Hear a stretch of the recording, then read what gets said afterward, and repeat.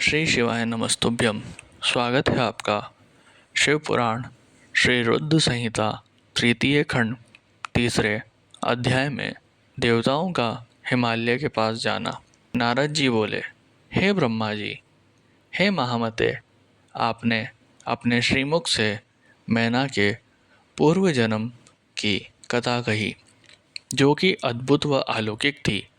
भगवान, अब आप मुझे ये बताइए कि पार्वती जी मैना से कैसे उत्पन्न हुई और उन्होंने त्रिलोकीनाथ भगवान शिव को किस प्रकार पति रूप में प्राप्त किया। ब्रह्मा जी बोले, हे नारद, मैना और हिमवान के विवाह पर बहुत उत्सव मनाया गया। विवाह के पश्चात वे दोनों अपने घर पहुँचे। तब हिमालय और मैना सुखपूर्वक अपने घर में निवास करने लगे। तब श्रीहरि अन्य देवताओं को अपने साथ लेकर हिमालय के पास गए।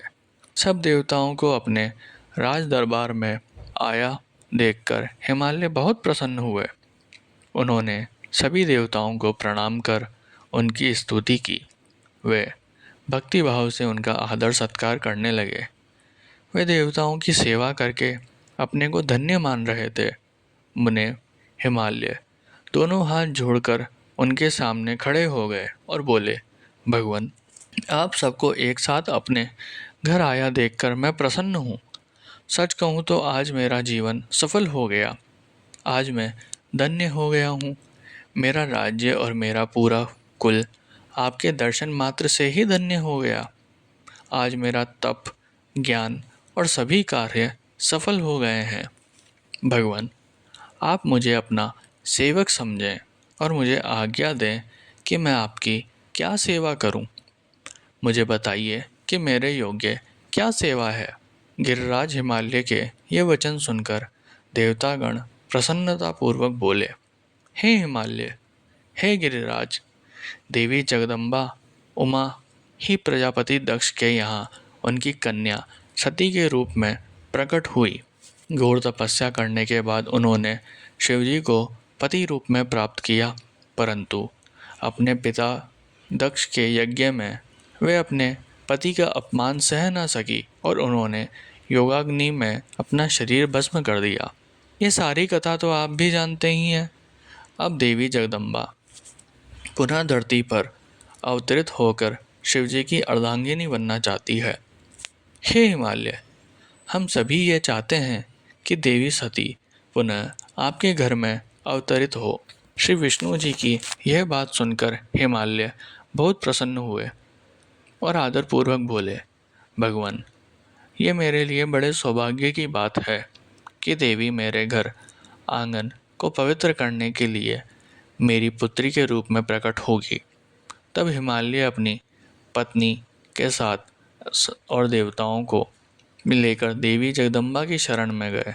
उन्होंने देवी का स्मरण किया और श्रद्धापूर्वक उनकी स्तुति करने लगे। देवता बोले, हे जगदम्बा, हे उमे, हे शिवलोक में निवास करने वाली देवी, हे दुर्ग, हे महेश्वरी, हम सब आपको भक्तिपूर्वक नमस्कार करते हैं। आप परम कल्याणकारी हैं।